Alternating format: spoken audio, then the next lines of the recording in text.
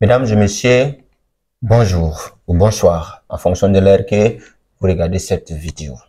Déguster et savourer et se délecter de la parole de l'autrui sans pour autant connaître son identité, appauvrir plus ou moins la parole.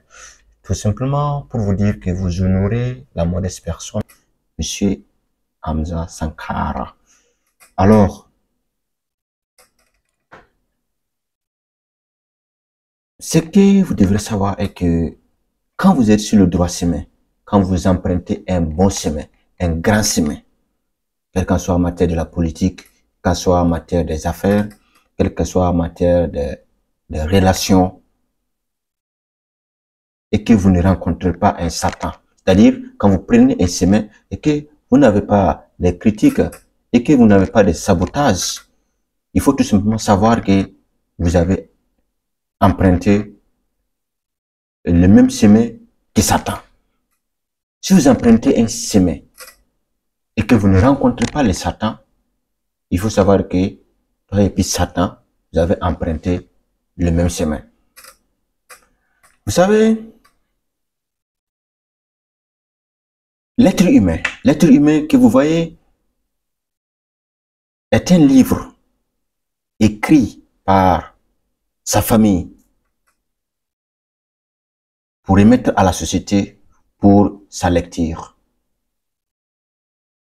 Alors, c'est à vous maintenant le problème. C'est à vous maintenant de procéder à la nomination de ces livres. Ce qui est très important. C'est à vous de voir si votre livre serait une histoire romantique ou bien une histoire d'un héros. C'est à vous de décider.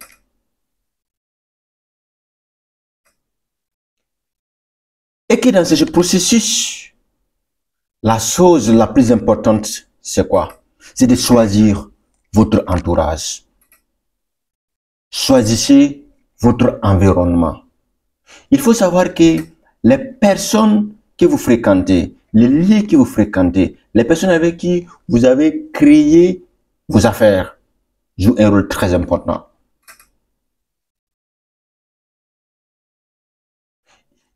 Il faut savoir que vos projets et vos affaires, et si vous ne faites pas très attention, vous allez tomber dans l'eau. Parce que vous êtes la moyenne des 5 personnes que vous fréquentez chaque jour. Alors, pour choisir votre projet, il faut choisir votre environnement. C'est la première étape.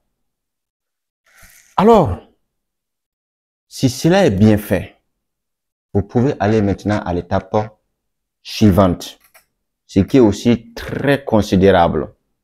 Et si vous voulez avoir du succès, et si vous voulez que les gens vous respectent, si vous voulez avoir une vision excellente, il faut arrêter l'auto-sabotage.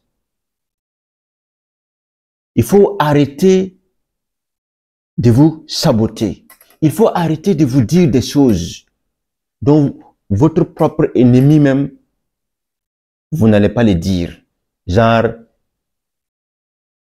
je suis pauvre, genre, je suis venu d'une famille pauvre, ou bien genre, je sais pas parler, ou bien genre, je n'ai pas de moyens pour commencer. C'est très important d'arrêter l'auto-sabotage. Parce que ce sont des épines sur votre chemin. Si cela est acquis, il faut être déraisonnable.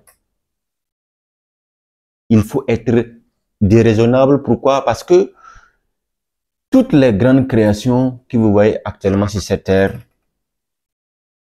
en Afrique et dans le monde, a été créée par des personnes déraisonnables. Il faut être capable de faire des choses dont les gens ne croient pas que vous êtes capable de faire.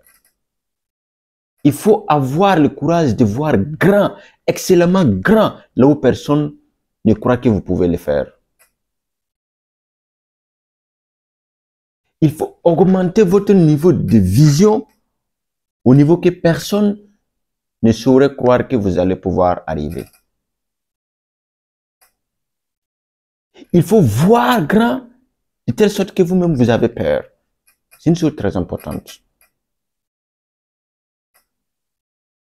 Parce que cela va vous permettre d'atteindre vos objectifs. Et si cela est acquis, n'oubliez jamais d'être flexible. Il faut être flexible. Arrêtez d'être raide. Si vous créez un projet et que ça ne marche pas, créez un deuxième projet. Et que si vous créez un deuxième projet, ça ne marche pas, créez un troisième projet. C'est ça la flexibilité.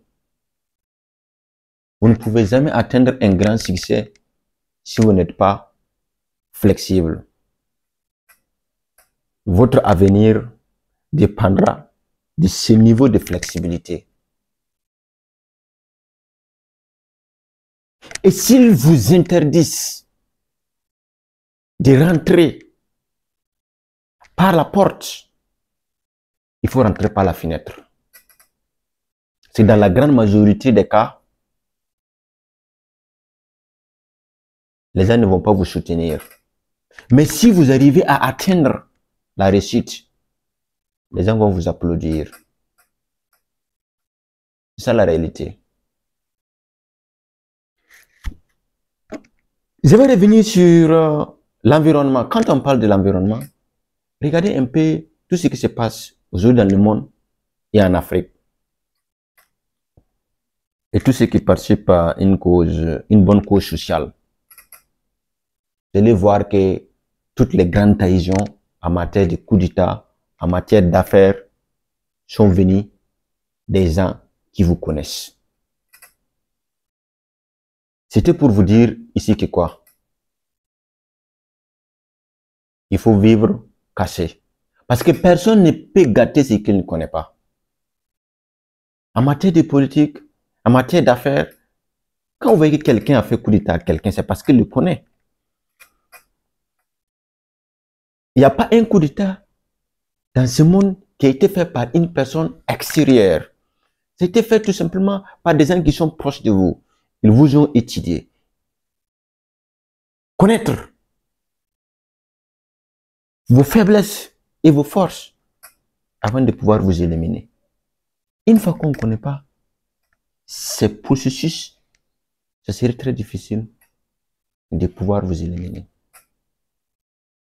Mesdames et messieurs, je ne saurais